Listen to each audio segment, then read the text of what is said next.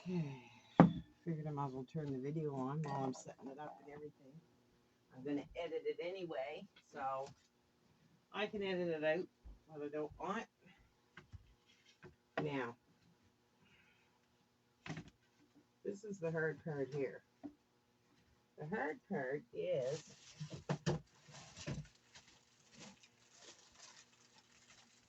here I am up here again. I just realized I have my pajamas bottoms on because I was just getting ready. It's almost midnight here.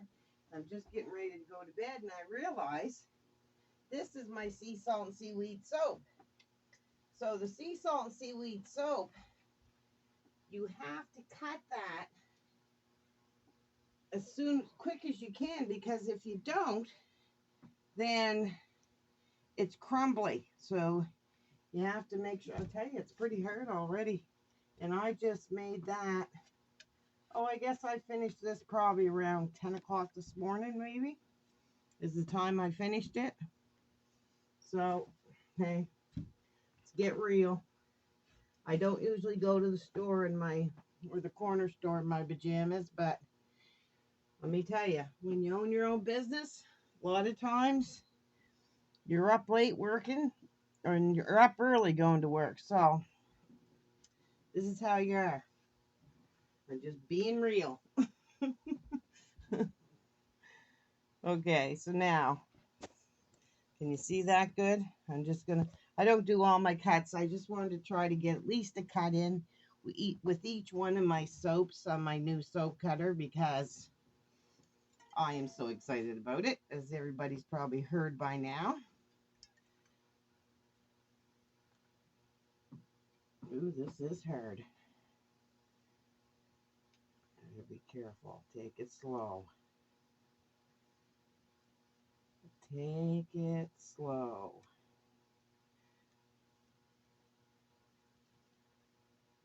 Okay. I'm going to take that first piece off of there. Oh. Yeah, get this out of my way so I can set it down. I let it dry on a flat surface overnight before I put it up on my racks, because if there's any softness to it at all, it'll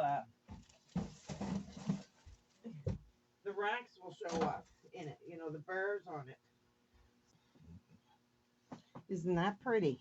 Now that's going to lighten up. SeaSalt and Seaweed Soap. I think it's beautiful. It's got kelp, spirulina. Let me get a better one here.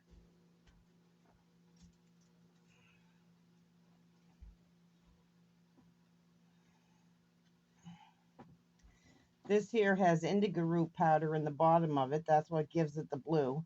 And the sea salt is mainly mixed in the indigo. And then this green part is kelp. It also has dulse and nori and spirulina, which are all seaweed type things.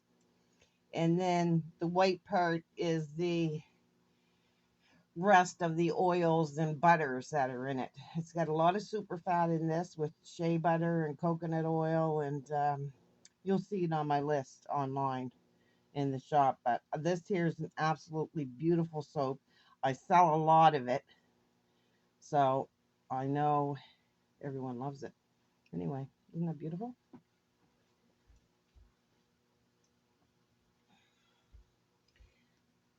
You'll notice my soaps aren't always real pretty on top, and that's because of the process I use.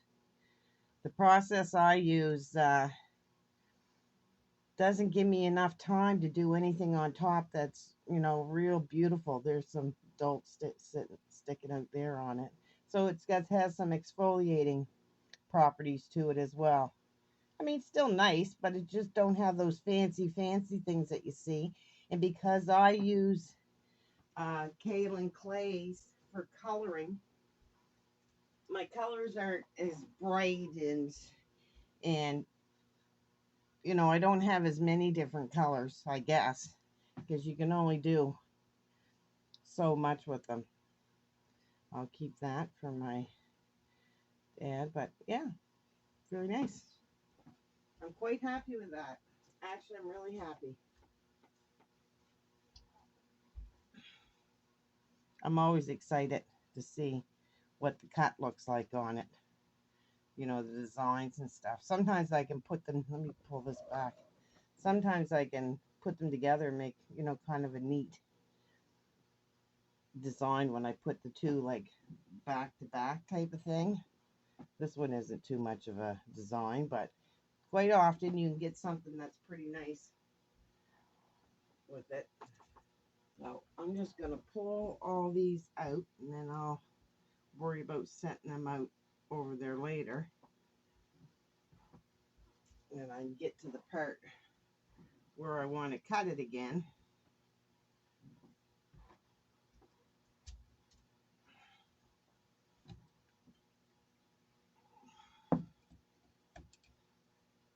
Okay, I need a piece of paper towel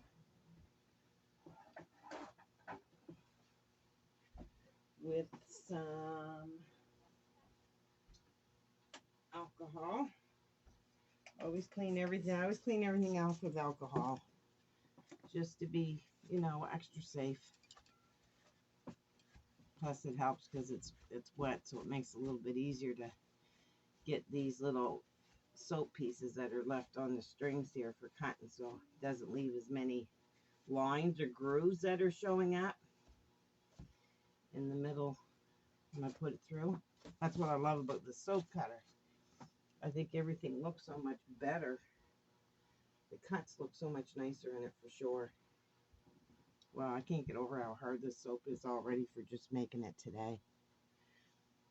And that's because the sea salt seaweed is a whole different animal when you're making it. Because the sea salt in it hardens it. And if you don't cut it as soon as you can, then it ends up crumbling on you. So basically you can't cut it at all because it just all crumbles away. And I wasn't even thinking about that till I was downstairs just finishing up the soap dishes, washing them up, and I'm like, oh my gosh, I better get them cut. So I'd already get ready for bed. Anyways, no big deal, I hope. I'm sure we've all done a little bit of work in our pajamas at one time or another.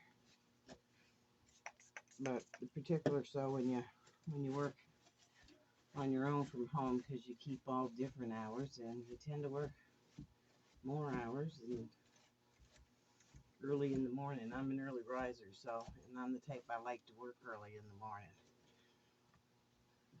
So I'm usually up here. I get my head starts going. I start thinking about this, that, and the other thing. So I'm right up here first thing. And then this soap here is probably the nicest. This sea salt seaweed always gives me a little bit of a hard time because it does harden as I'm going. And this is the nicest batch of sea salt and seaweed that I think I've ever made. So I'm going to put lots of notes down, which I usually do, keep a lot of notes on every batch if I did anything different. And this is probably one of the soap batches that I rarely ever changed it, because it was one that just turned out nice right from the get-go.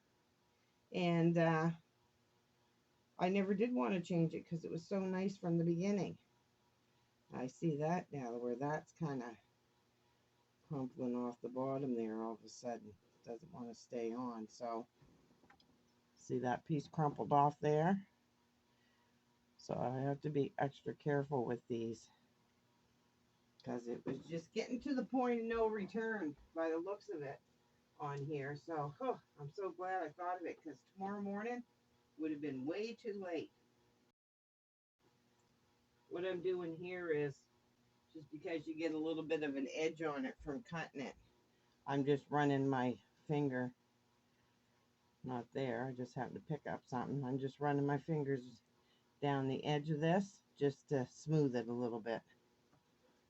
I love this soap. I love the blue on this. I hear so many people complaining about their indigo powder and how they can't get a blue tint on it. They can only get green. And I mean, look at the blue in that. That's absolutely gorgeous. And this color's going to change tomorrow, the next day, and the day after that. You know, it can either lighten or darken, just depend.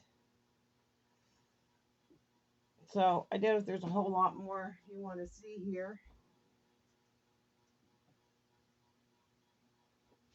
Unless I come across one that's got a whole different look to it. You know, this one here almost looks like an ocean wave coming, you know, around and up over the top. So I like that look. And that's the look I kind of tried to get. I don't know. I think this is one of my prettier sea salt and seaweed ones. We'll see what it looks like tomorrow.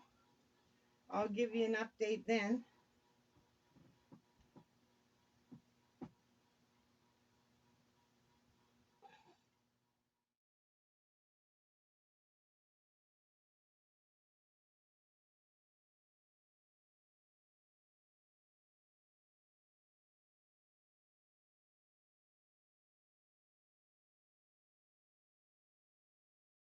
I really hope you enjoy watching these videos as much as I enjoy making them. You have a naturally nice day.